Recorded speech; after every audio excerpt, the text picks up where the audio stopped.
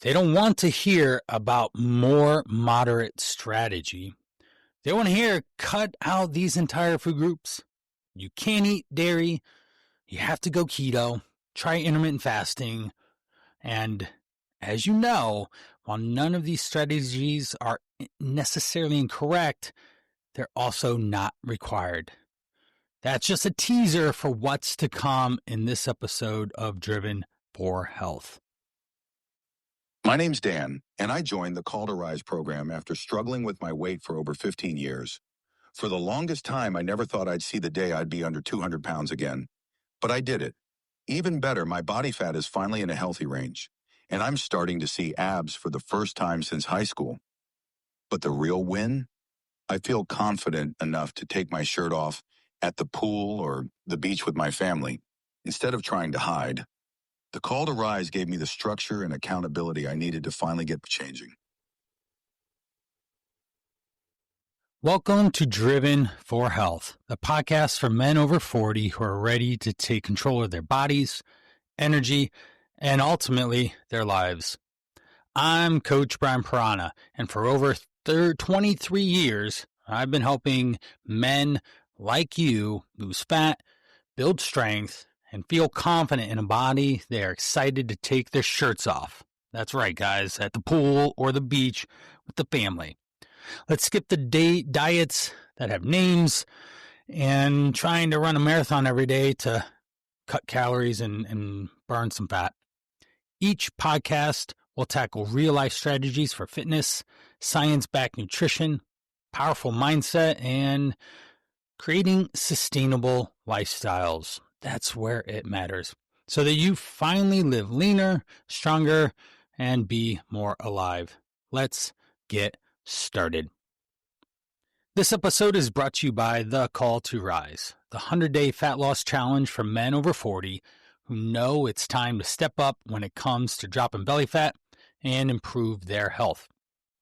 If you're a driven professional husband, dad, and you've been coasting on excuses while you have low energy, lack confidence, and your body is nowhere near how it used to look, this could be your reset button. In fact, I know it is. In 100 days, you'll drop 20 plus pounds of fat, build strength, and finally understand nutrition to the point where you'll never have to worry about gaining weight back in the future.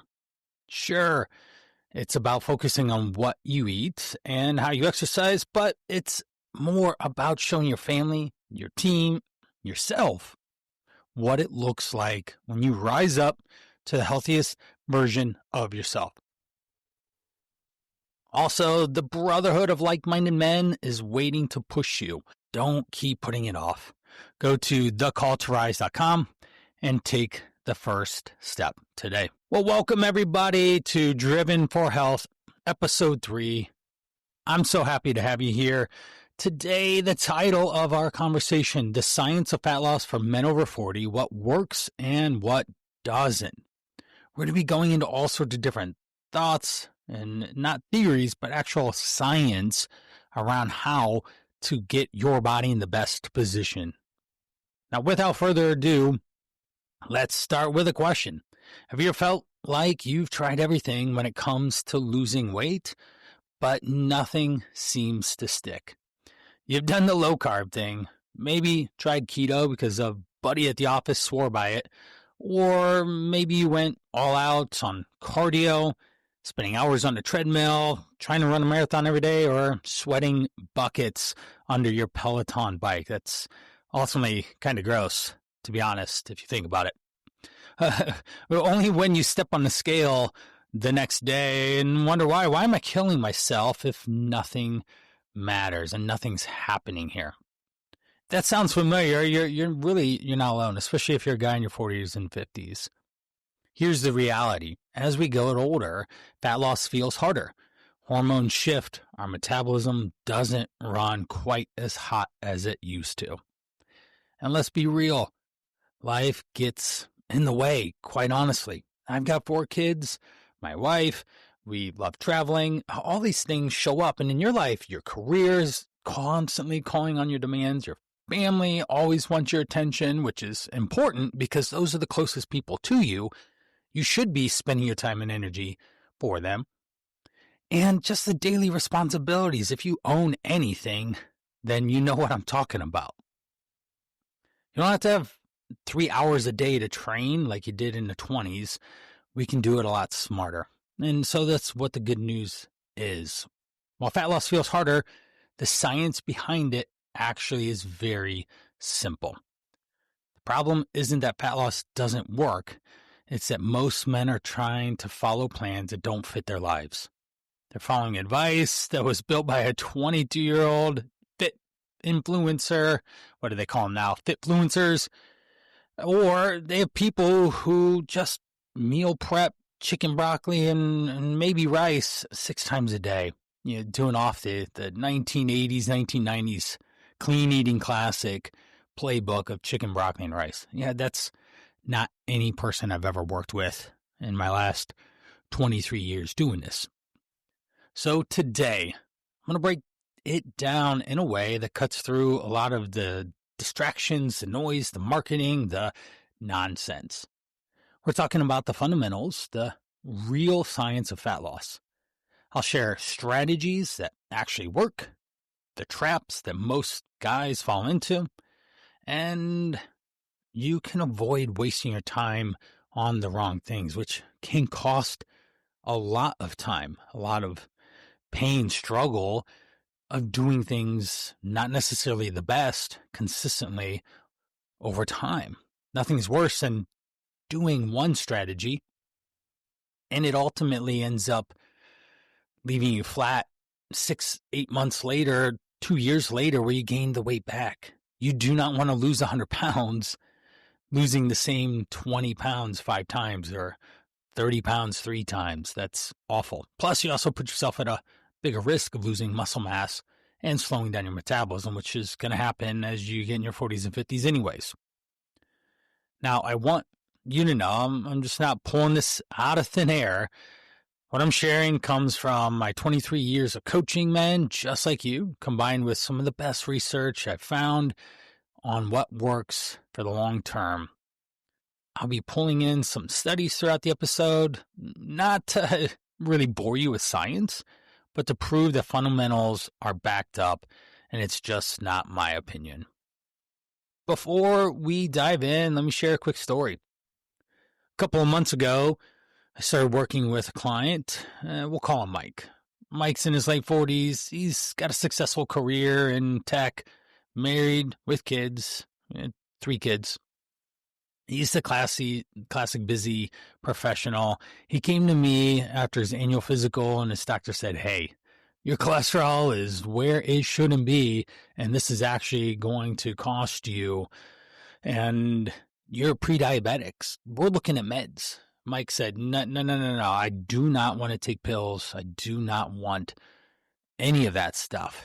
And he's tried things in the past, the keto, the fasting. I mean, if you literally look on the internet, those are the things that are hot to trot right now. You'll see them everywhere. And for the love, please tell me that you're not doing any type of fast or anything like that, because the detox or juice things or cleanses, things like that, they're not melting your belly fat in a week.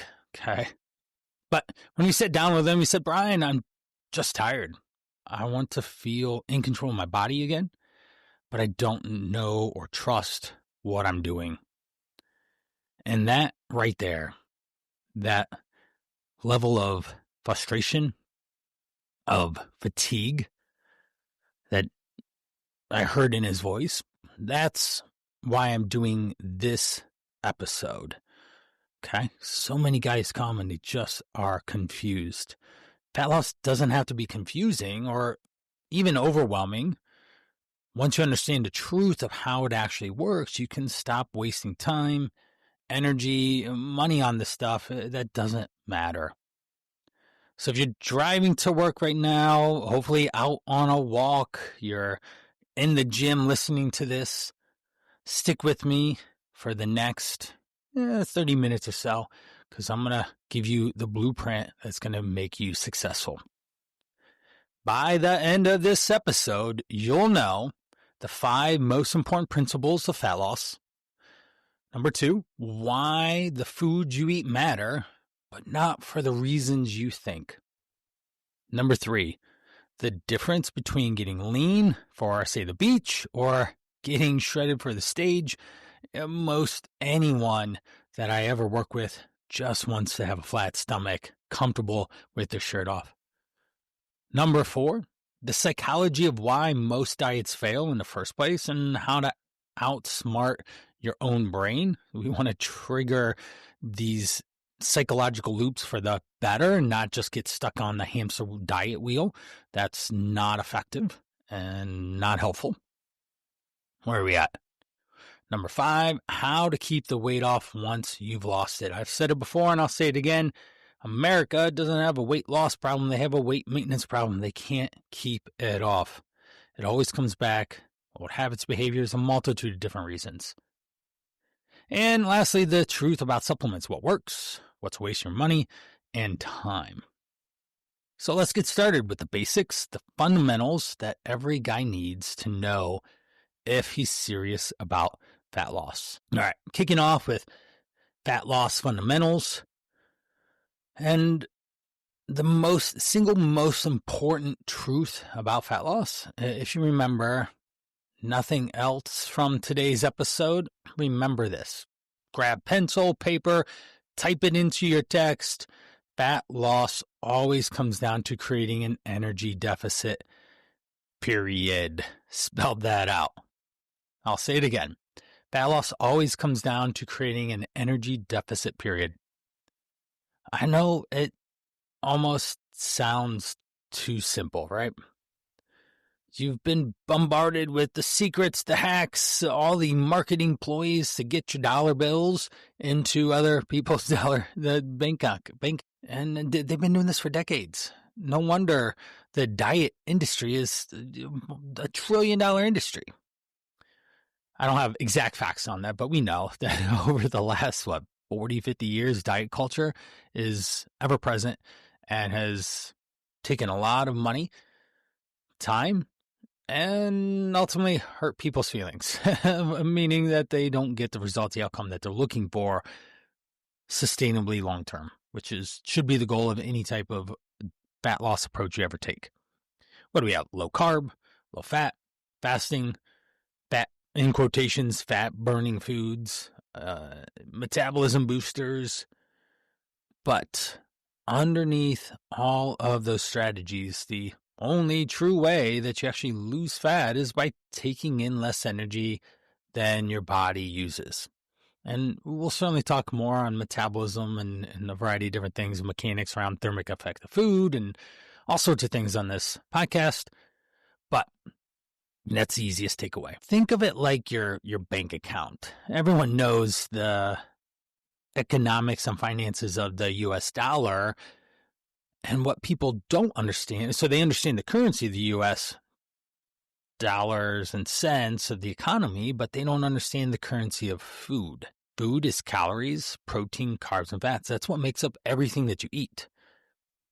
And once you start to realize and understand that, you become unlimited in your abilities and resources to be successful for long term because you just understand what's in the food, the right combinations. You could be eating on the fly and be successful. Back to the bank account. If you spend more than you earn, your account balance goes up, right? The calorie credit card. If you eat more calories a day, you charge that calorie credit card, then you have interest on that, and it adds up in the form of belly fat. If you eat more energy than your body needs, your fat stores go up. And if you eat less, then the fat stores come down. It's that basic. The law of thermodynamics, it's really not up to debate. It's been proven for decades now. It's not new. Back in 1958, a researcher named Max Wishnowsky wrote a paper that calculated how much energy is stored in body fat. He found that 1 pound of fat equals about 3,500 calories. And that's where this concept of 3,500 calories comes from in a pound of fat. If you cut out 500 calories every single day, you're going to theoretically lose a pound of body fat by the end of the week over 7 days. And that's simple math. And usually if you ever talk to anyone or read anything on the internet, that's what you're going to find is a 500 calorie deficit is appropriate for you to be long-term successful here. Now, it's not perfect math, okay? The body is the body. Metabolism adapts. That's a fact. It can downregulate, it can upregulate. Think of it as, say, an oven that has a lower temperature or a hotter temperature. But this was the first time someone really put numbers to a process, and even today, the 3,500 calorie rule is the foundation of fat loss math. So the bottom line, without a calorie deficit, nothing happens. You could be eating the cleanest, most organic food. You could even be tracking your calories and weighing and measuring, working out 6, 7, 8 days a week, taking every supplement stack that you can that's on the shelf or maybe underground. But if you're not in a calorie deficit, then it's not going to happen. Now, certainly say steroids and things like that will accelerate the game, but we're not playing by those rules. That's just not something that I do, have done, or ever had interest in doing. And the majority of the people I ever work with aren't interested in that either. But this is important. Losing weight isn't just the full story.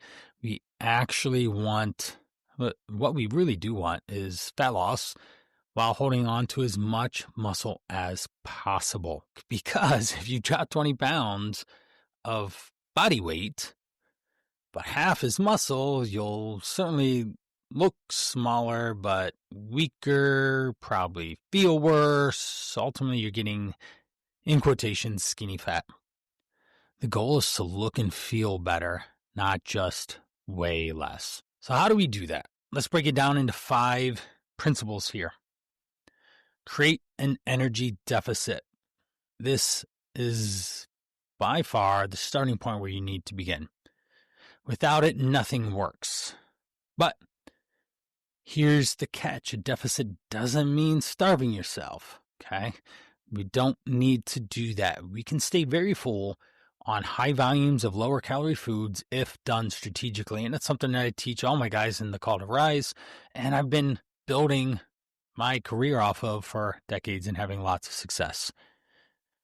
You can just look at the website or just Google my name and you'll see there's just a couple testimonials behind my name transforming people's lives. But going back to the energy deficit, and too many people and guys come, Brian, I cut my calories below 1,500 a day, but I still don't lose weight. And I'll ask, how long did you stick with that? Usually it's a few days, maybe a week, because extreme deficits are unsustainable and you end up binging, quitting, feeling so wrecked that your body pushes back with cravings and fatigue. It just doesn't work. Instead, not long term. You might get the 10 pounds off in a week because you did something weird, but that's not it. Just isn't it. Instead, research shows that aiming for about 0.5 to 1% of your body weight loss per week is the sweet spot. If you're 300 pounds, we're looking at 1.5 to 3 pounds. If you're 200 pounds, we're looking for 1 to 2 pounds. Okay? That's going to make you sustainable.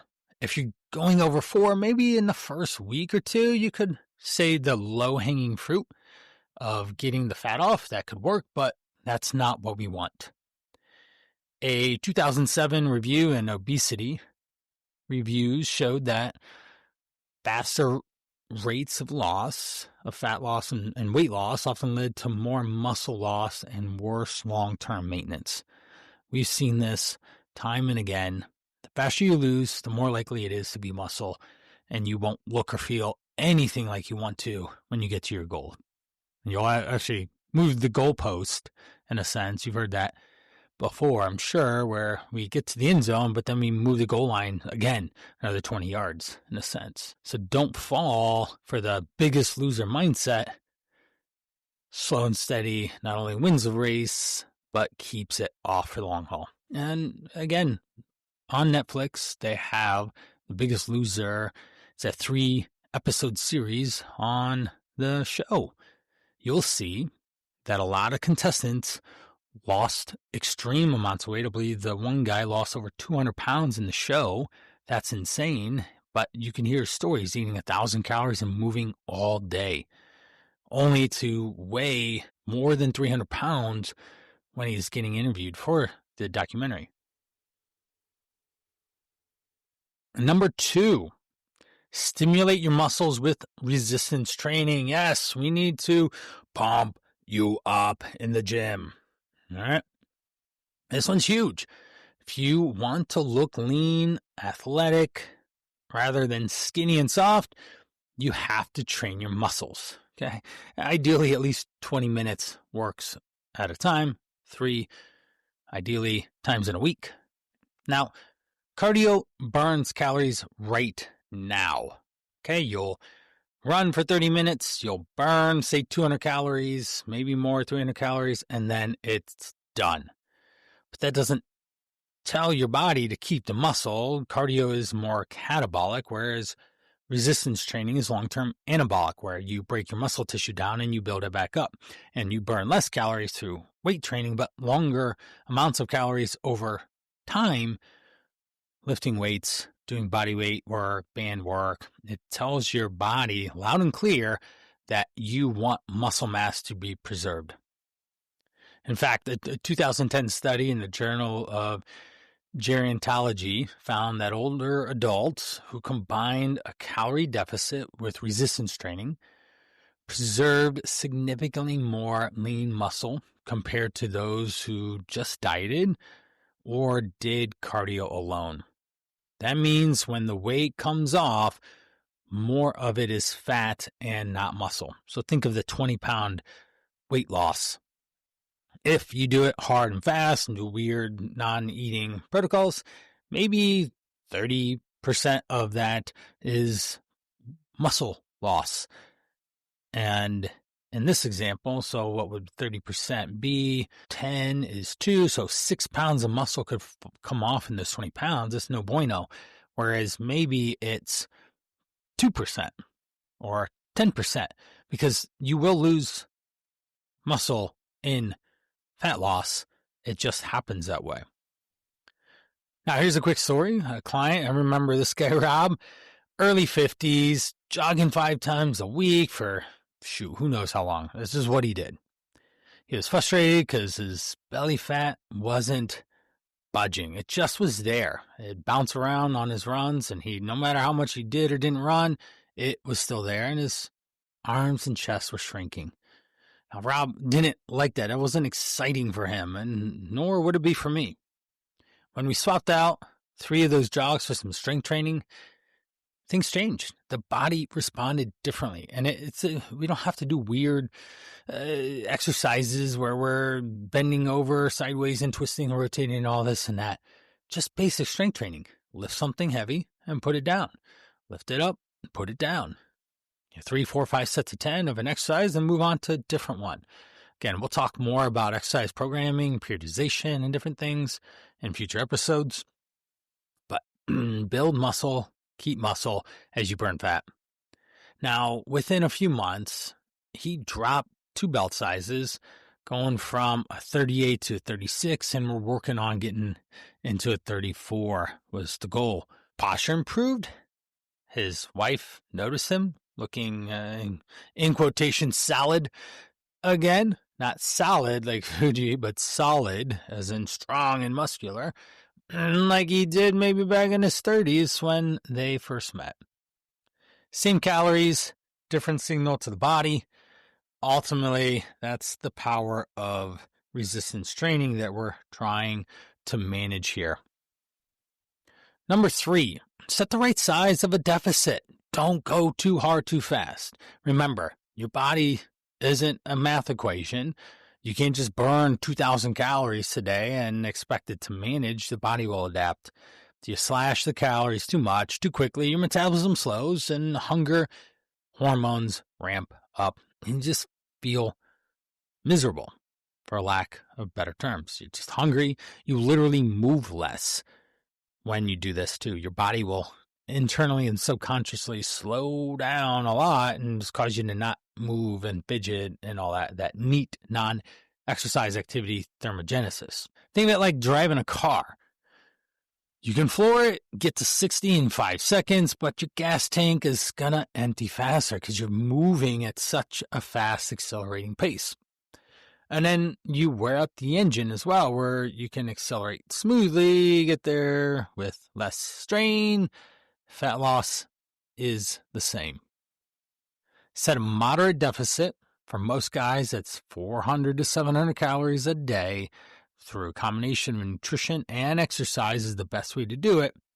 That'll make steady progress and not just totally crash and burn and then give in to old behaviors. Because again, if you don't work on the behaviors, then it's not going to matter anyways. The kicker here is if you lift weights and eat enough protein, that's always something that I'm on my guys about, is eating 140 to 100, up to 200, depending on what your goals are and who you are and how big you are and how much muscle mass you have. But we'll talk about that in a bit. Then you'll build muscle or recomposition and ultimately, or at the very least, keep the muscle mass on your body that you have. And then this is recomposition is when you body weight stays the same, but you look different because we're burning fat. Number 4, eat enough protein. If there's a magic bullet in nutrition, protein is going to be the magic bullet, if we would call it that. Why? Because it preserves muscle.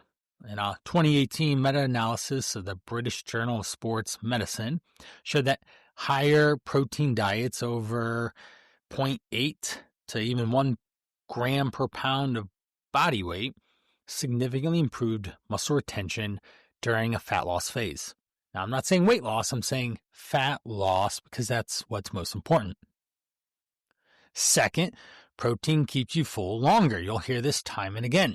Think of a chicken breast of, say, 30 grams, or say 20, 25 grams of protein of chicken breast versus, say, even just a scoop of protein powder at 20 to 25 grams of protein to something else that would be, I always think of, say, like a piece of bread, so a calorie equivalent of 100, 150 calories. The chicken breast is going to keep you way fuller. So when you eat, say, 6 ounces of chicken, which is a reasonable portion for you, which is about a deck and a half of carbs, if you want to, say, put it in your brain on the particular size, this will fill you up way more eating it than, say, the equivalent of chips or bread or other things, and you're going to get the protein needs met, not carbs and fats. And if you're not eating enough protein, you are going to eat carbs and fats. It's proven, it's true. Just look around. If you have a belly, that's unfortunately probably what you've been doing because it's been marketed to you, it's sold to you, it's cheap, it's convenient, it's everywhere. Go to the local gas station and you can buy 100,000 calories of cheap processed food that takes you away from your goals. And this is the physiology of what protein do and the highest thermic effect of food out of the protein, carbs, and fats. So your body burns calories just digesting it. That's what thermic effect means. I often tell my guys a simple rule of thumb is to eat roughly your height in centimeters in grams of protein per day. So if you're 180 centimeters tall, it's about 180 grams of protein. This isn't perfect math, but it's easy to remember and keeps you in the right ballpark. Now, we can also look at just thinking about what your lean body mass is. And most men are going to have lean body mass from 150 to 180 pounds of muscle, bones, organs, things like that. That allows you also to fall into that same general range. So at the end of, no matter what, you don't have to know how many centimeters you are or what your actual lean body mass is. It's going to fall between that, say, 150-ish, 175-ish range that most guys are going to have a lot of success there. Now, that coaching hack, we don't need to eat 12, 16 ounces of protein at dinner. That isn't as effective to protein synthesis and allowing your body to have a steady stream of amino acids spread out throughout the day. Think of it like watering a plant. Okay, we don't just dump 3 gallons all at once and let it be dry for the rest of the day or even the week. We want to always keep watering the plant enough to keep it well hydrated and alive. Number 5, so use cardio appropriately. This one tip keeps guys lean and fit because cardio is a tool. It's not the key thing that you should be doing on repeat. Yeah, it burns calories and it's obviously good for your heart. But if it's the only thing that you're relying on, then, especially for fat loss, you might end up hitting the wall. Your body adapts over all those many miles that you put in.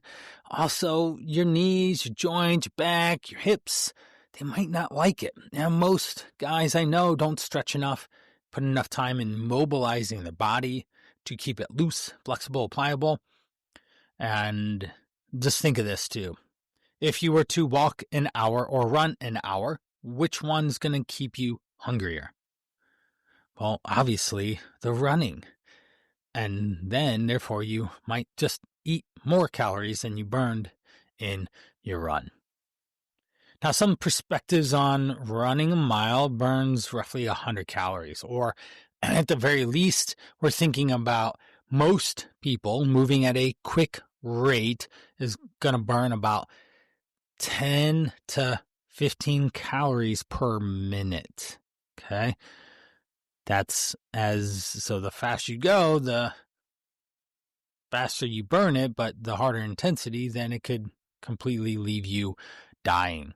Now, 100 calories is roughly a slice of a regular piece of bread. It's pretty easy to eat that in a couple bites or even grab a cookie in the office break room and you got yourself 150 calories. So I'm so glad you spent 8, 10, 12 minutes in the running, but you just negated it by the cookie. And the Cookie Monster showed up and you wanted to eat it.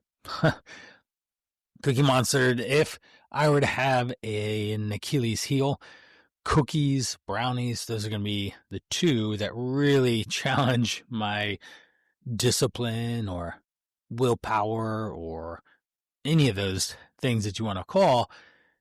My kids will make awesome Dole House style cookies with all the fixings to make them, the butter, the sugar, the Crisco, all the things. So it's legit.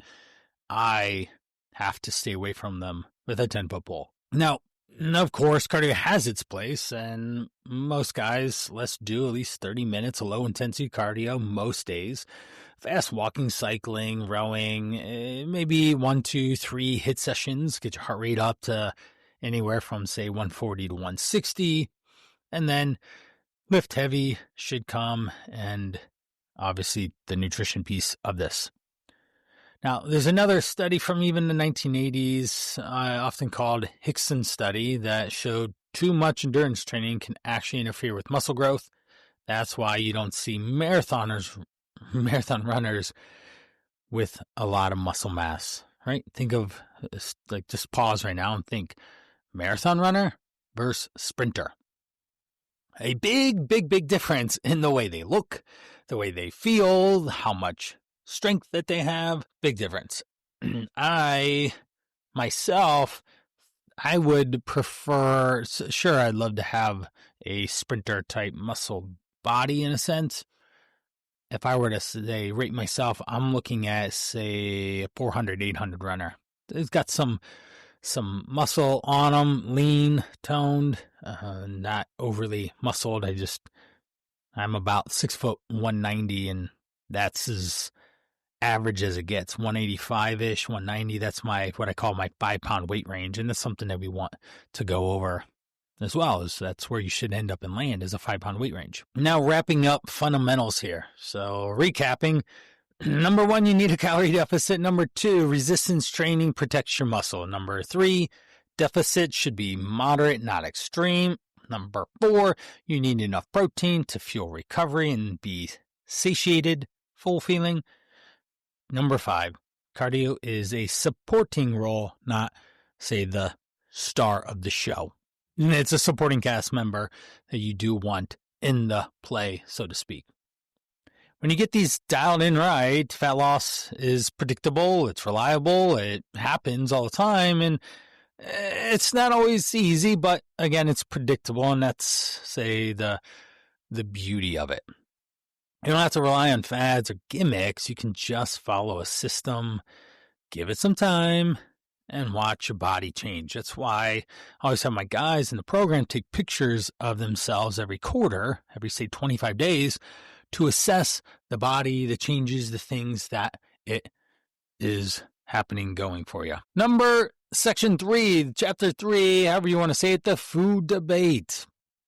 Now, we've covered a lot of core fundamentals so far, and the next question is, how should I eat to lose fat?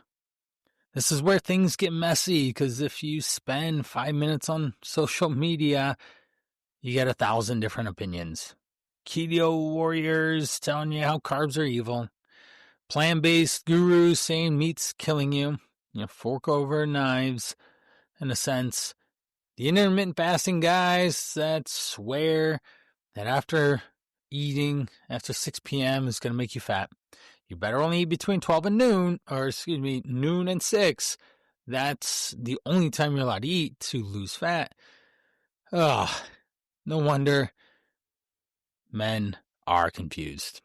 The truth here, though, is when it comes to fat, there's no single perfect diet that matters. Most is ultimately finding the approach that you can actually stick with. I often ask this of my guys when they're starting out, just to clarify timing of food, portions, meal design, when they should eat, how much they should eat. Say, hey, in the next 4, 5, 6 weeks, we lose 10 pounds. Does it matter what you ate or when you ate? No, because you lost 10 pounds. You were in a calorie deficit. And that's the undertone of what we're going for. And say, you're winning. Now, certainly all the things that we've talked about so far are strategery in a sense to burning more fat and allowing you to be successful. That's why I'm here and guide people and get people success to look and feel their best. So you have to, again, we'll repeat this. What matters most is finding an approach you can actually stick with. Now, food quality does matter. We can't just say IIFYM if it's your macros and eating Pop-Tarts every day all the time. That's not it. You can have some Pop-Tarts occasionally. Just know that one Pop-Tart's about 200 calories. Those calories add up. That is a real deal. In fact, I actually had 2 Pop-Tarts at my daughter and my Maxwell and Emmeline's father walk morning at school, and they had Pop-Tarts. Luckily, I was running after. I used that energy and carbs to go run my body, and that's a well-placed time to have something like that. But if I were just eat that as a normal breakfast and not do anything, that's an awful first choice of the day. Now, we're looking for the diet. You've heard this, and I'm going to beat this into the ground and drill it in your head. We need nutritious, nutrient-dense foods, lean proteins, some fruits, lots and lots of vegetables, some whole grains, and some healthy fats, right? Generalizing that, but we'll go into deeper in macros and calories into other episodes and stuff. But right now, that's the thing that you always hear, and it's going to come back. And this is what works. But most people get confused and trip up with what vehicle they should do and what engine they should use. So what I mean by that is, imagine your body's a car and the engine is the thing that actually moves you forward, and that's the calorie balance. What drives fat loss, the vehicle, the type of diet you follow could vary. Keto, paleo, intermittent fasting. We've got Mediterranean, South Beach. The list can go on and on here. Now, all these things are just different vehicles to do it. I prefer a flexible dieting approach. As soon as I heard that, because I had a gym back in 2010, 2000 to about 2015, two different CrossFit gyms, and paleo was all the rage, and you had to do paleo. And before that, in CrossFit world, you're doing zone and counting blocks. And in paleo, you're avoiding foods that cause you to not eat certain foods like gluten, dairy, like lactose and soy.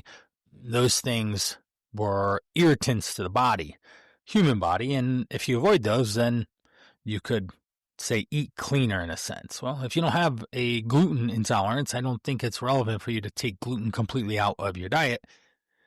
But I do say that gluten is wheat-based, wheat. Wheat-based foods are generally high calories, high carbs, low fiber, and low filling, which means you shouldn't be eating so many high calorie carb foods. All right. So some of these methods, these vehicles are faster and some are more comfortable and some break down more often. But as long as you're in a calorie deficit, the engine is running and you're moving toward fat loss. We just want to make sure that it's the right vehicle for you in your busy life.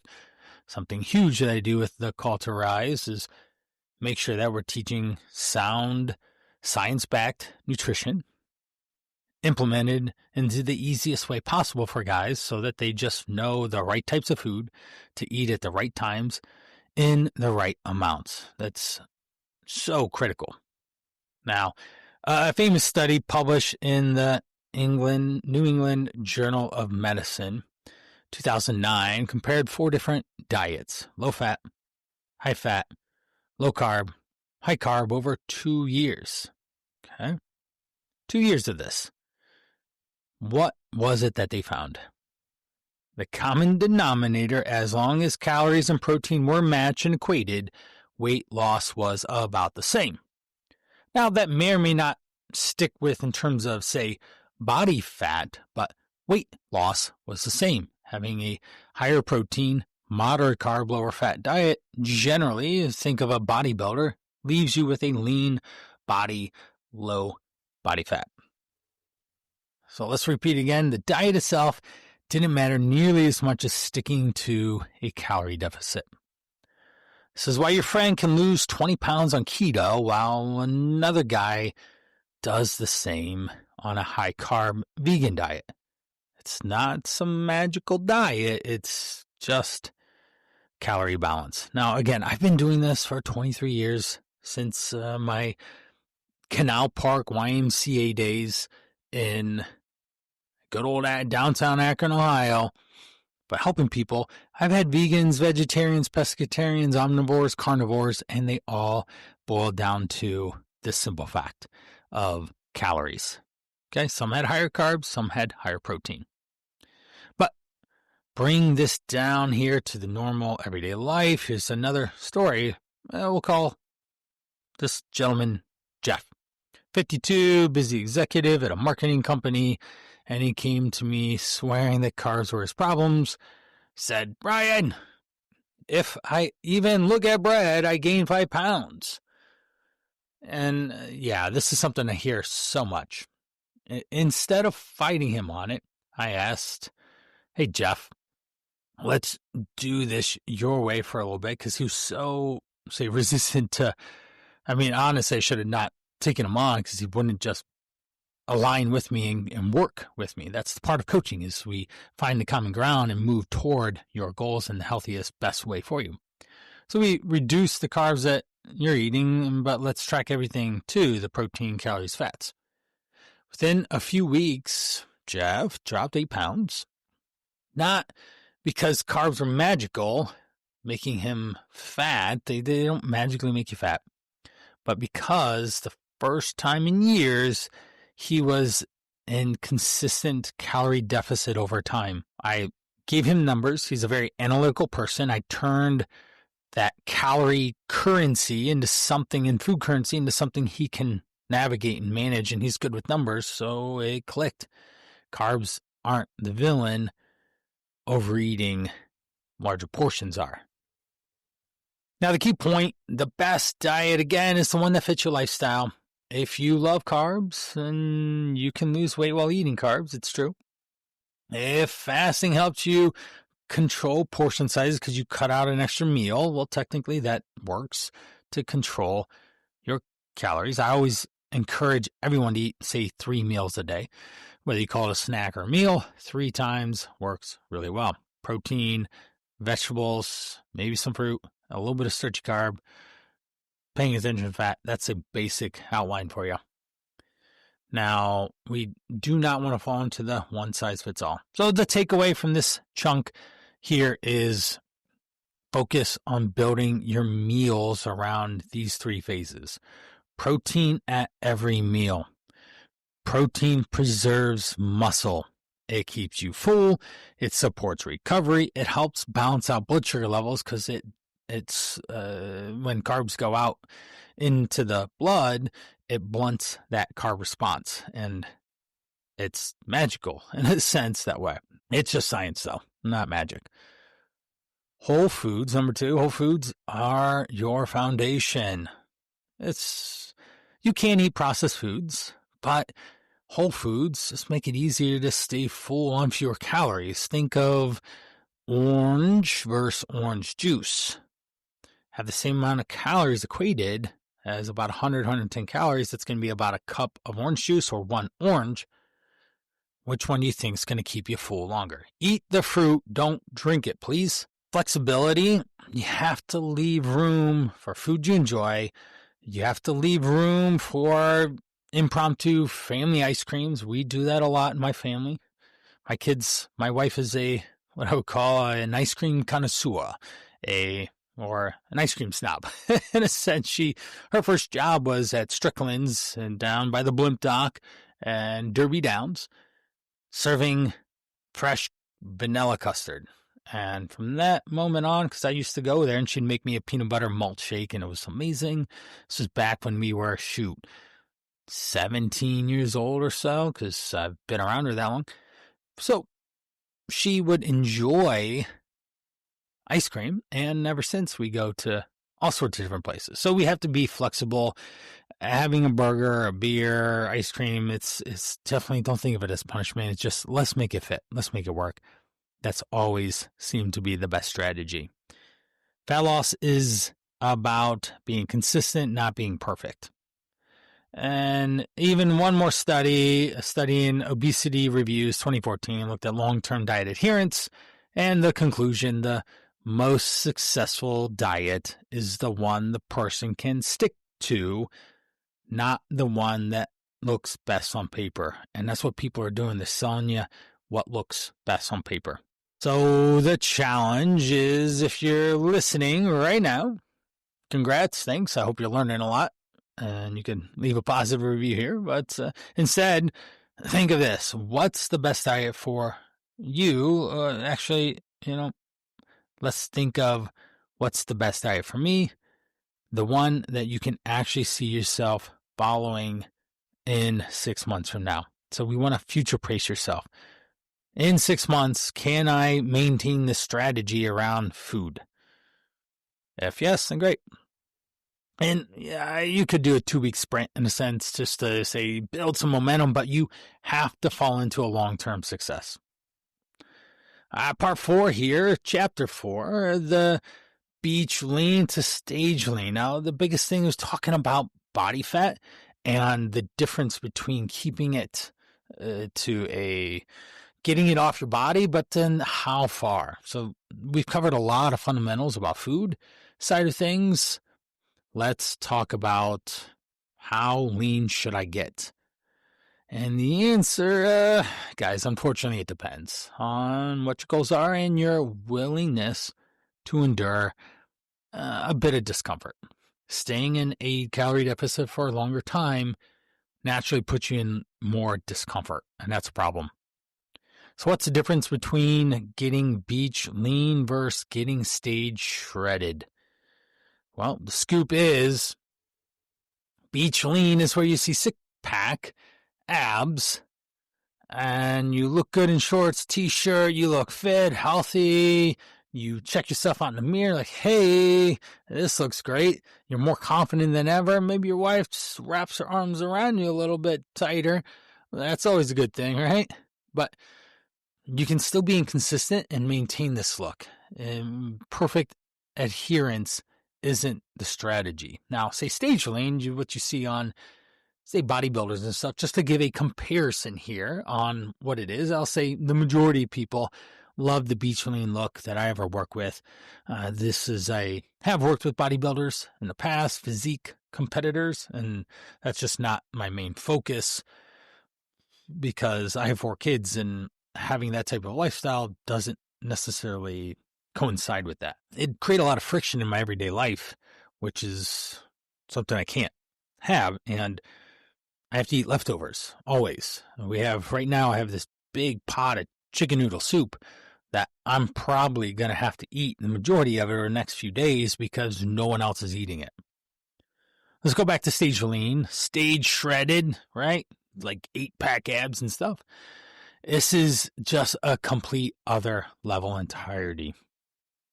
All right. It's the fat loss that you just see at these competitions, that every meal is planned, every training session is just so intentional. They do not skip. Every calorie is tracked, weighed, measured, and there's no wiggle room. They're stepping on scales regularly. Now, certainly most competitors in this space will start beach lean, but then they push themselves farther and farther, month after month, to reach a stage-ready goal. Now, I just want to point out that getting stage shredded isn't healthy, or it's not necessary. Okay? If you have just a little bit of belly fat, that's okay. Pinch an inch is not that big of a deal. It's more than poking at a hard belly that is so large you can't see your toes, or other things, for that matter.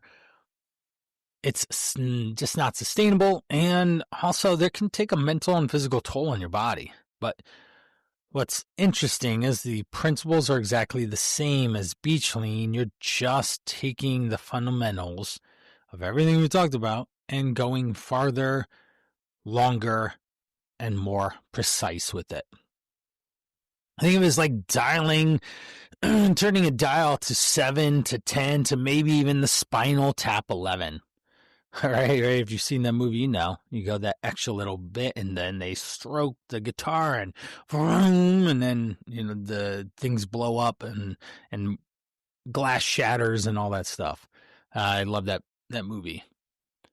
The principles, the calorie deficit, the protein intake, the resistance training, strategic cardio, they don't change. They just are more dialed in, more intense for a longer time. If you do have stubborn belly fat, why is it that some areas won't budge more than others? Well, we can talk about these things everyone hates, stubborn fat. You know what I mean in these areas that just won't come off. The belly, the love handles, those are not it. Not fun to have, or for the law, please, let's not have main boobs either. That's not flattering. You don't look good in a shirt. We need to clear those up. Now, a simple but critical point here is you can't spot reduce fat, okay? Your body will pull fat from the easiest places first. Think of your extremities. It usually goes from your extremities inward to your belly button. That's most of the time. I had a gentleman just the other day in the program saying, man, my thighs always seem to be bigger, and that's a problem, and I want to get rid of that. Well, we do maybe need to do a bit more focus on some leg exercises, but you just have to lose. If you're 220 and we get down to 190, you're going to lose a lot of that back. Key areas are lower abs, love handles, the thighs for women are often the last place to go. You've seen that and heard that. So what's the trick? You can make them look better without removing more fat, but the simple way to do that is to build more muscle in those areas. If your shoulders and your arms look more developed, the same amount of fat spreads over that muscle tissue and you look leaner overall. Example, I like this one, is the abs. If you actually have been training your abs for years, strength training, you actually have core strength, muscle mass there, then when you could lose and get down to say 15% body fat and still maintain say a look of abs. That's really good. But if you never train, you might have to lose your abs and you might have to lose another 10 pounds of fat to show the same amount of ab resistance. Now, I used to teach ab classes for years, and it's something I've done for 2 decades, is core training. I have abs. So I just need to make sure that I don't get fat, because then my abs cover up, and that's a problem. Now, actual research backs this up. Study published from the Journal of Applied Physiology by Brad Schoenfeld, 2016, found that resistance training improves muscle definition and helps the body composition look leaner, even when fat loss is gradual. What we're saying is more muscle equals a better look with the fat distribution across the body. Now think about the mental game of getting lean. What we want is, what sticks out the most is once you start targeting that last little bit of stubborn belly fat, usually, things can get uncomfortable for people mentally, physically, even emotionally. People describe it as just having a lot less energy, feeling depleted, not wanting to move so much because their body is pulling fat from the stubborn areas. It's a last line of defense, in a sense, for your body going into starvation mode, in a sense, or a famine. You've pushed yourself so hard for so many weeks, months, and pushing your energy reserves. And now this isn't necessarily bad, but this is a different experience than just losing the first couple. You really have to focus on. Now say that the first time someone pushes to a level,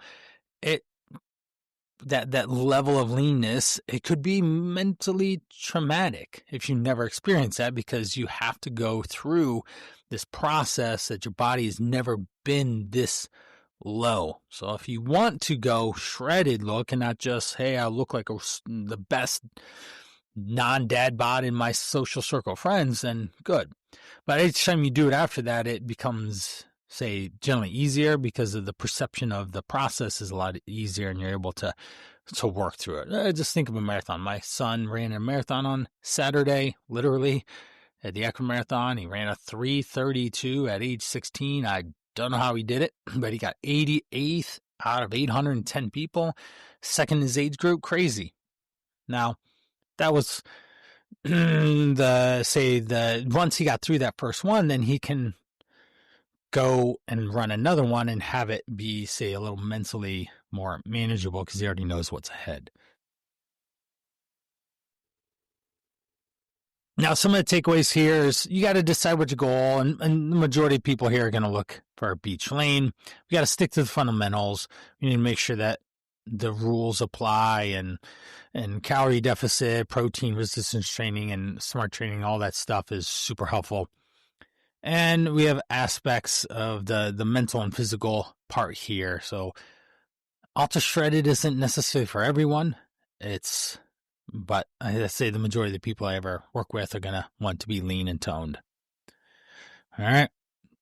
Now, wrapping up here, as this has already been a good long time on this podcast episode, we just want to talk about some of the ways to keep it off. We need the most successful habits, and we'll dive into this a little bit deeper. Obviously, I like to talk, and hopefully this has been really informative for you.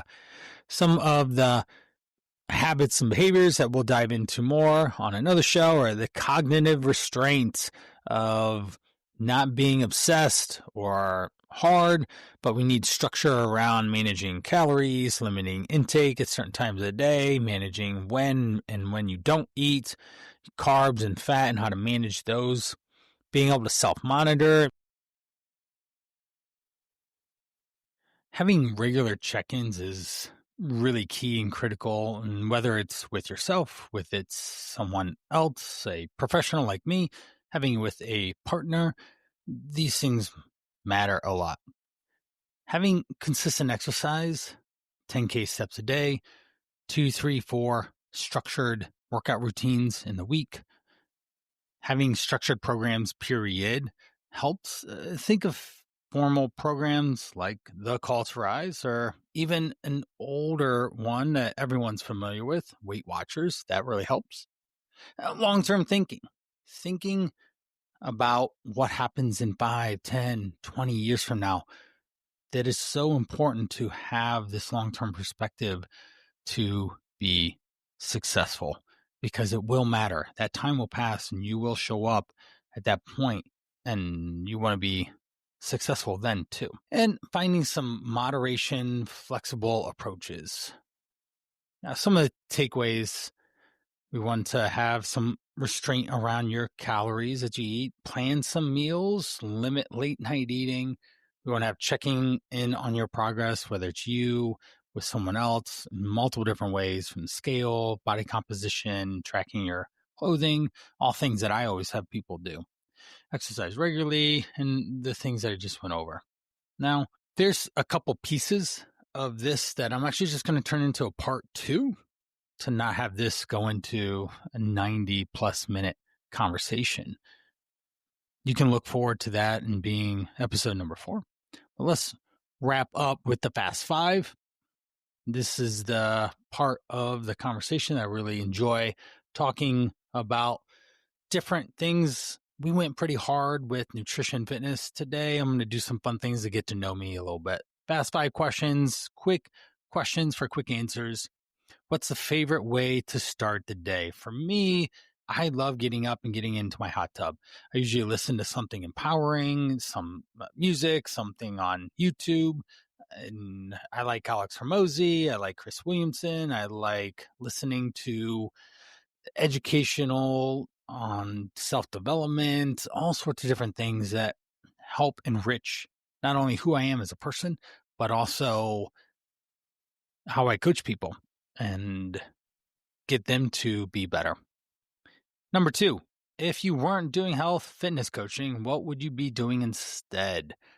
Well, there's been more than a few times where do I keep doing fitness and nutrition and coaching and all, or do I do something else? I think I would end up being a salesman on some level.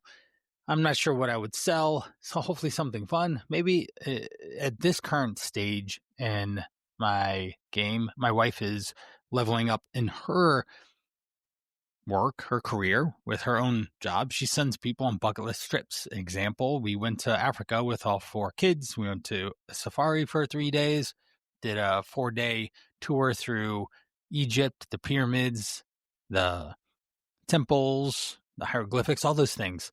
We spent 12-ish days or so in Africa. That was amazing and magical. I would probably help her in her business. Number 3, what one food you could never give up no matter what? I'm going with sushi. I love sushi. It's one of my favorites. I wish I could eat it more with 4 kids. It ends up being on the more expensive side and more special occasion. Number 4, what are a habit of ritual that keeps you grounded and focused? Well, I think that my kids definitely keep me grounded and focused toward what is important. My wife does that as well, calling me. I love working. I love what I do. The impact I have on people is amazing, but I also need to get pulled into other areas of life. And say walking our dog Huga, he's a Newfoundland. He is 130 pounds. He's 6 foot tall on his rear legs. That is one thing that keeps me grounded. No screens, on the walk. I can then just pay attention to my favorite people. Number 5, what's your guilty pleasure when you're not trying to be perfect with your health? Well, I am going to have a beer, a craft beer, something dark, stout, porter. Oh, I just love the flavor, the taste. So you have one, and that is sufficient and enjoyable. Well, there's the Fast 5, and I just want to thank you for tuning in to our 3rd episode of Driven for Health. And I appreciate you listening, and we're going to go into a part 2 of this in the 4th episode to round out some of the other key things that I wanted to highlight in this that would just send this into being way too long. Now, as we close out, men, guys, if you're ready to take control of your health and start your transformation, visit thecalltorise.com. Learn more about the 100-Day Fat Loss Challenge. You're going to have me, yours truly, guiding you through the process. Ultimately, it's never too late to rise up, take charge of your body, your energy, your life. And in 100 days, you're going to be in a radically different place. Now, if 100 days isn't quite there or ready for it, I have a simple Kickstarter, lose 3 pounds in 3 days with my Rise 72 method. And that's found at thecalltorise.com/Rise72. Links will be in the description. It's a nutrition and fitness Kickstarter designed for all my listeners. No starving, no weird fad diets. We're just building off of science to help you get this moving. It's simple, it's easy to implement, and it will fit in a busy day. So check that out if you just want a little taste, a little tease, and get the process going. There's even text accountability that I offer through that as well. Appreciate you. I hope that you like this. Comment below on different topics and things you would like to hear in future episodes. Stay driven, stay healthy, and I'll see you in the next episode.